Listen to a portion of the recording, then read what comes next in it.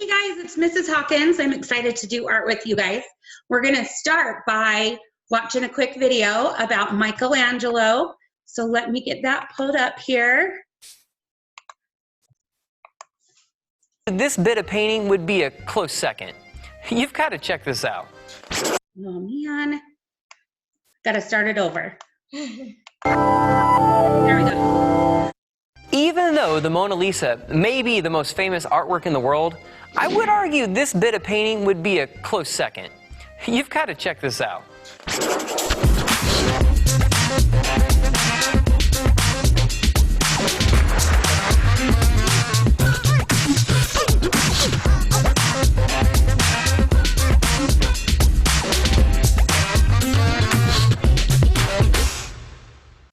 Support provided by the Glick Fund, a CICF fund focused on inspiring philanthropy. Additional support provided by the Crystal DeHaan Family Foundation in honor of the children and families of Crystal House. Michelangelo di Lodovico Buonarroti Simoni, we'll just call him Michelangelo, was born March 6, 1475 in Caprice, Italy. Buongiorno, or whatever. Yeah, he wasn't always the happiest artist, but we'll get back to that later. Michelangelo had 4 brothers, and his father was a magistrate, and his mother stayed at home with the kids. Now, when Michelangelo was an infant, she became pretty sick. In fact, Michelangelo ended up having to have a wet nurse, so he ended up living with a family of stonecutters. Interestingly, Michelangelo said it was because of this stonecutter wet nurse that he drank in the hammer and chisel. Yeah, not too sure about that one. By the way, did you know Michelangelo didn't want to be known as a painter? In fact, he would probably be insulted if you first referred to him as a painter and not a sculptor. Seriously, you did not just refer to me as painter, did you? Like many 16-year-olds, Michelangelo didn't really care for school, so he often would skip class and head to a nearby church to watch the painters. His family detested art and felt like he was a disgrace to the family. It was definitely not a suitable profession for a man. I think once Michelangelo started to make a name for himself as an artist, he loved to remind everybody back home. You can tell since he would always sign his letters home with Michelangelo, sculptor in Rome. That's right, and don't you forget about it. After realizing that Michelangelo had some artistic talent, his dad encouraged him to find an apprenticeship where he could learn more about art. He went from a painter's workshop to then studying within a powerful, rich, elite family within Florence, the Medici family. Did I mention they were the rulers of Florence? Yeah, they were. Working with this family gave him special privileges. One of those was being able to study dead bodies at the church waiting to be buried. This fueled his passion to understand human anatomy, and unfortunately, the stench and nastiness of the experience started to make him sick. Enough of that. Just a few short years later, when Michelangelo was only 25 years old, it was apparent he had a black belt in sculpture. After relocating to Rome, one of the cardinals within the Catholic Church commissioned him to create a sculpture. Michelangelo, being pretty cocky at this time, said, "It will be the most beautiful work in marble Rome has ever seen." A bit confident, right? Actually, it's this sculpture, La Pieta. Have you ever seen this one before? You bet you have. Check it out. Michelangelo sculpted this from a single piece of marble stone. What amazes me is it only took him 1 year to complete this 6-foot by 6-foot sculpture. Have any idea what the title means? Well, Pieta simply means pity or compassion, which makes sense considering the subject being Christ and his mother Mary. So you're probably asking yourself, what makes this sculpture so incredible? Let me explain. Check out the details in the folds and the ribs and muscles on the body. All this movement these details create. Trying to sculpt these details was incredibly hard, and trust me, people knew it, which is why many pilgrims would come to Rome just to see this sculpture. After returning to Rome, he hears about a sculpture that 2 other artists had abandoned because it was too difficult. Fueled with confidence from La Pieta, he takes over the job. David took 3 years to sculpt, probably due to its size of 17 feet. David quickly becomes the pride of Florence, and they even nicknamed it the Giant. After Michelangelo finishes this sculpture, his fame starts to build. In fact, word got around to the Pope, Pope Julius II. Immediately, Pope Julius commissions Michelangelo to create his tomb. This was huge for Michelangelo, especially since all he wanted to do was sculpt. And designing the tomb for the Pope was a huge honor. Michelangelo is so pumped to get going, he starts gathering a team, pouring the stone needed, and working out his idea. Of course, right in the middle of this, the Pope turns his attention and funding to rebuild St. Peter's Basilica, which was falling apart. You have to keep in mind that Rome has basically turned into a cow pasture at this point, and the Pope wants to return Rome back to its powerful roots. A very Renaissance idea, I might add. Needless to say, he is super frustrated with the Pope, and when he wouldn't pay Michelangelo back for the stone he bought, he heads back to Florence, vowing never to return to Rome. That is until the Pope sends him a request. Have any idea what he's about to ask him to do? That's right, grab your paintbrush and get back to Rome and paint the Sistine Chapel. Let me tell you his response to the Pope. I do not wish to attend to anything about the tomb and not the painting. Believe it or not, no one wanted to paint the Sistine Chapel. This wasn't just about the painting process. This also had to do with the chapel itself. Let me school you for a minute. The Sistine Chapel was built in 1477 and was designed to the same biblical proportions as the Temple of Solomon, which made it a fortress. The walls at the base are 10 feet thick, arrow slits added around the outside, and they even added special holes to pour boiling oil out of. Pretty crazy. I bet you didn't know this, but the chapel had been painted before by a team of artists with 32 popes painted around the room, and then a blue field of stars was added to the ceiling. However, not even 21 years after the construction, cracks start to appear in the vault. To stop this from getting worse, in 1504 they placed huge iron rods underneath the floor. Of course, now we have a major problem. The ceiling and the walls must be repaired. After putting some of the Pope's muscle on Michelangelo, he told him he could only work on the tomb if he painted the Sistine Chapel. He reluctantly agrees. Be sure to check out Part 2, Michelangelo, the Sistine Chapel, and PJ2, which we'll be releasing soon. Simply subscribe to our channel here so you get it. Okay, guys, that is the end of that. So you guys should have got a bag that had one large ball of clay and one smaller ball of clay. We are going to work with the smaller ball of clay today. The tools that you will need are your clay. You will need a pencil or marker, something about this size. If you have clay tools, you're welcome to have those as well, but you don't necessarily need them. Your hands and your fingers are going to be what you use the most. And the last thing you're going to need is maybe a small cup of water, or you can just use a wet paper towel. That will be good as well. So what we're going to do today is we are going to work with geometric shapes to come up with what we're going to create. So I'm going to lower this so you can watch my hands while I'm sculpting this. And so you're going to start by taking your clay and you're going to break it and have like 2/3 in one side and about 1/3 on the other side. You can set your third aside and you're going to use your 2/3 and you're going to start shaping that into a rectangle. Once you are able to look at things and look for the shapes inside them, you can sculpt just about anything. This is a really simple one, but if you want to sculpt animals or buildings, really anything, if you can find the shapes that are in it, you can do it. You shouldn't need any water or anything for this. Just keep working with it and tapping it until you get a shape about the size of a domino. So you want to make sure your sides are nice and smooth and flat. If they're not smooth, you can see right here, there's a little divot. You can just use your finger and kind of smooth it out. And you want your sides to be nice and smooth. You can tap it on your surface and Do it that way if you need. I'm gonna make mine a little bit wider. I think I might actually have this a little bit long. So I'm gonna just tear a little bit off and flatten that out. Smooth it out here. Okay, so we're just making a basic rectangle for the start. Now, I've got my shape pretty good. I'm gonna just smooth this a little bit here.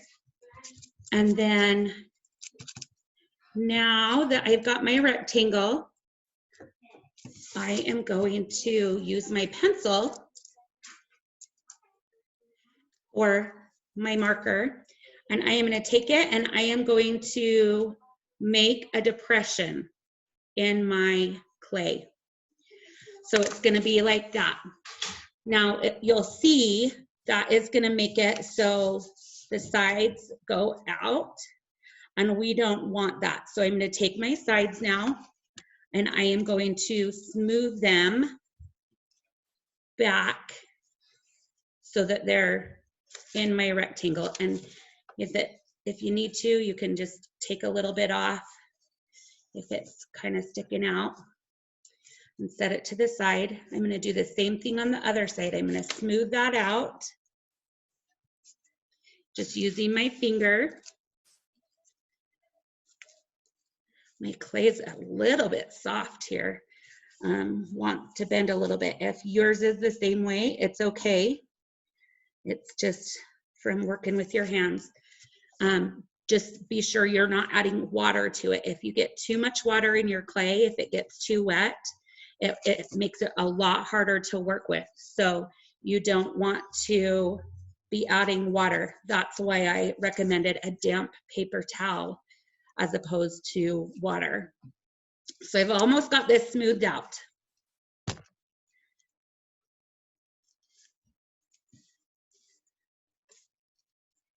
Okay, so I've got my car here, and I can see that part is not quite what I want here. Okay, so now what I'm gonna do is I'm gonna take the back of it. So this is gonna be my back, and I'm gonna take it and I'm gonna pull it over and kind of round this off. If it's coming off, that's fine, just set it to the side. You're gonna round this off and just make it nice and smooth.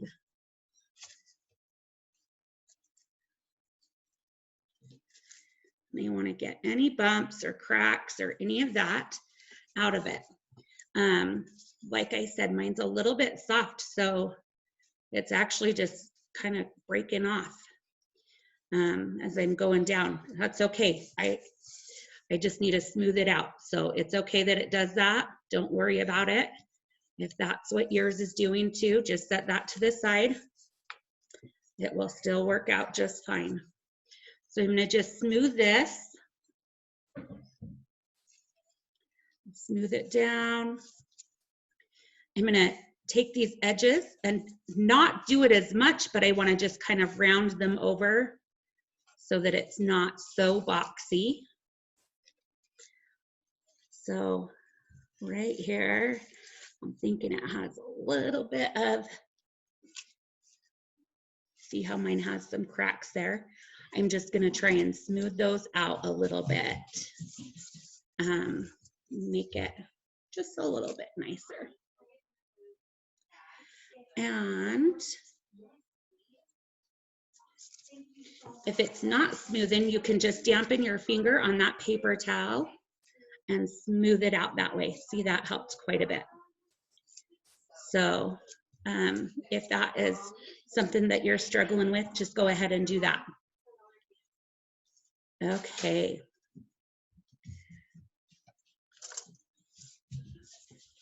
So now I've got my car. I've got the start of my car. That's what we're going to be making today. So I've got my rectangle and I've smoothed out the back and I've got my depression here. And now I'm going to just kind of smooth out the sides of the front of it. I don't want them to be as rounded as the back part. And I'm not going to do the front part. In fact, I'm going to tap that a little bit and leave it square. So you can see here, that's what it's looking like.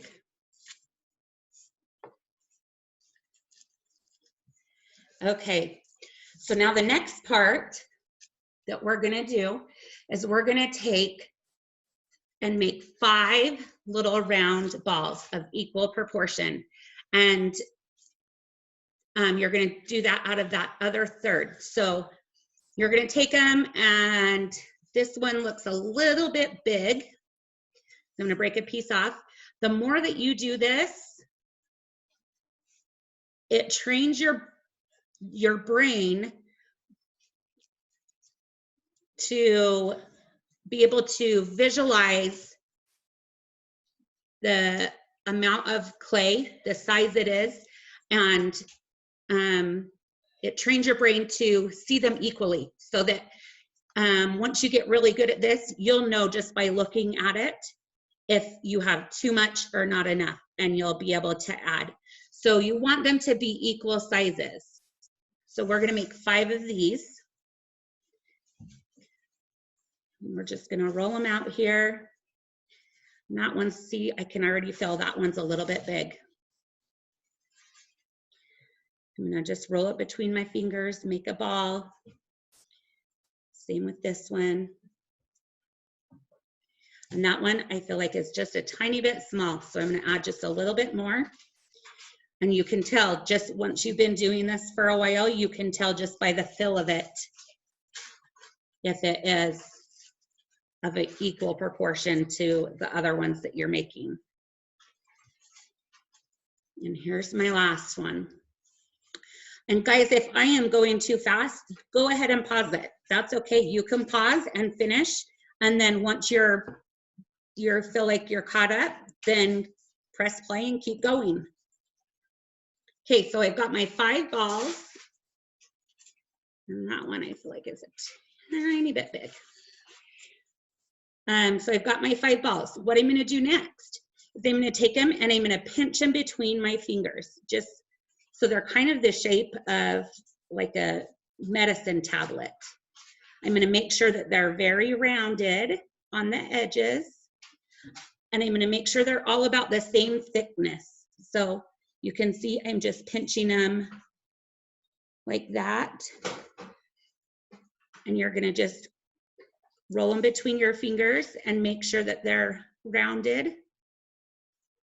And if you have a crack, smooth it out. And set it down and do your next one. So we're going to do this with all 5 of our circles of our balls. So far we have used circles in our shapes, and we've used rectangles for our shapes.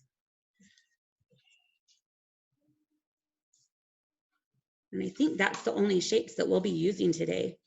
Actually, in some other things, you're going to use more shapes than just those. But for this project, I think that those are going to be enough. Now,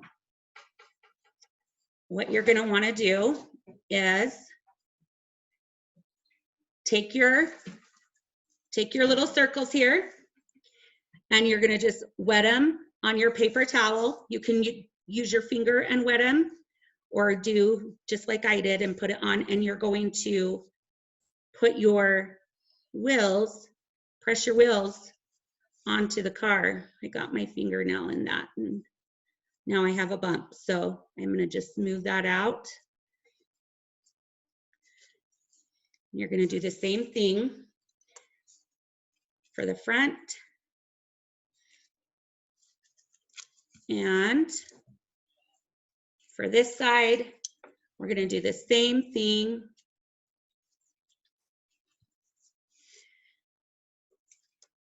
And why do we have a 5th wheel? Well, because we are making a sports car, and every great sports car needs to have a spare in the back. just in case. So we're gonna put it right there on our back. All right, we're getting close to being finished here. We have a few more details to add. So we are gonna take now and make 2 smaller balls, smaller than our wheels. You're gonna take them and roll them between your fingers. Make sure they're equal sizes. Okay, you can see this one's a little bit bigger. So I'm gonna just take a little bit away, move it to the side. I'm gonna roll those up. Okay, so I've got 2 balls of equal size, and then I'm gonna make 1 more that is slightly smaller than these 2. All right, so the one that's slightly smaller, I'm gonna press it just like we did the wheels. And I'm gonna set it down here for a minute. And then this, I'm gonna take these and I'm gonna smush them, but I wanna do it more in an oval shape. So I'm gonna kind of press those sides in and make sure that top is nice and round. Here. And I'm gonna wet it. And then I'm gonna take it and I'm gonna put it in as a seat. So do it to both of them. Here's my second one. I'm gonna do the same thing. I'm gonna go like this here, make it all smooth. Put some water on the back and press it in. And I just want a tiny bit of water. Don't overdo the water. It makes it really hard to work with if you have too much. I'm gonna put those in. Those are my seats. Now I need to smooth that out.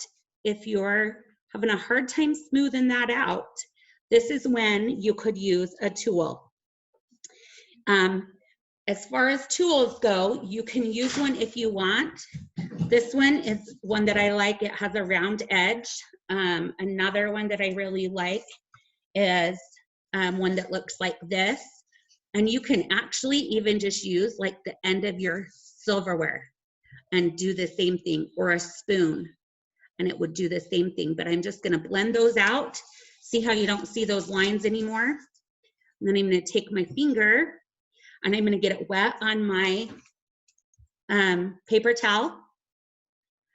And I'm going to just rub that and smooth it out. Make sure my sides are smooth. See how that is? And so now I've got my seats in there. Now this piece, my other smaller flattened piece, you wanna make it round. And I'm gonna set that in there. It is my steering wheel. So I'm gonna press that on. All right, so what else do we need? We need to do a windshield. Can't have a car without a windshield. So we're gonna take a piece and we're going to roll it kind of into a Tootsie Roll shape, a really small Tootsie Roll shape. And then we're going to press it flat like that and smooth out any cracks you got there. Got those smoothed out. And we are going to stick that right here. And I am gonna actually just bring a tiny bit forward so that I am able to smooth it into the car. So I'm just gonna take it now, and your fingers are a little bit smaller than mine, so it might be a little bit easier for you to use your fingers. But I'm gonna just take that and do like so. So here's our little windshield. And you can shape that if you need to make it into a, if it needs to be more straight or whatever, you can shape that how you want it to be. So my car is starting to look pretty good. Oh, I smashed my little seat. So I'm gonna fix that. But we need something else. We need headlights so we can see while we're driving. So we're gonna take 2 more little pieces, roll them into balls, about the size of the steering wheel. These might even be a little bit big. Let's see, I'm gonna take a little bit off. We're gonna roll them out between our fingers. And we're gonna just push them right on here to the front. Just like so. So now you can decide if you want to be done with your sports car. It looks great. You can be done if you would like, or you can add a little more. If you'd like to add a little more,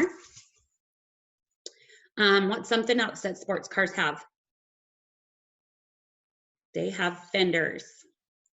So if you want to add some fenders, you'll do that by taking and flattening out a little piece like this. You want to keep it kind of smooth. Now, this type of sculpture is called additive sculpture. That means that we can add and take away pieces of clay from our project. If it was subtractive, it would be from like usually subtractive comes from like a hard surface. So like the statues that he carved out of marble, those would be subtractive sculptures, because once you chip a piece of marble off, you cannot add it back again. So that would be subtractive sculptures. So you can see there's a fender over that side, over that wheel. And I'll make one for the back wheel as well. I'm just gonna make it for this one side. If you want to, you can do that and you'll add it to both sides. And then the last thing that you're gonna do is you're gonna keep this overnight. You're gonna let it dry. Once it's dry, you have the option. This is air dry clay, so you don't need a kiln. It doesn't need to be fired or heated or anything. It will dry, and once it's dry, you can choose to paint it if you would like to. So that's up to you and your parents. I will let you guys decide that. So let me make this last fender here.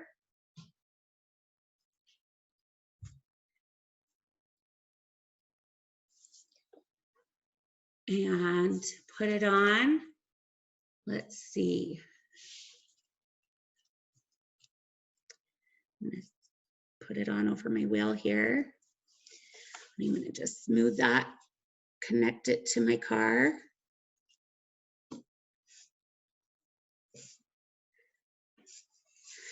And then I want to, oh, that's not a very good job. I'm gonna smooth this out a little bit better. Where's my round one?